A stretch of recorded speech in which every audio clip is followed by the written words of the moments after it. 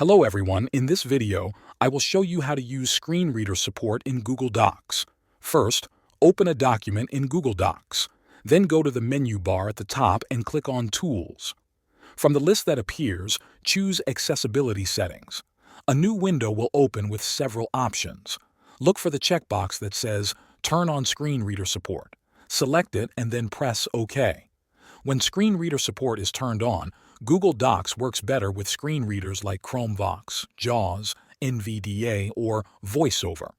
The screen reader will announce menus, document structure, and text as you move through the document. For example, if you use arrow keys to move across text, the screen reader will read the words out loud. If you move to the top menu, it will announce the options available. You can also enable Braille support in the same accessibility settings window if you use a Braille display. This allows both speech and Braille feedback while working on your document. This is how you can use screen reader support in Google Docs to make your documents more accessible. Thanks for watching.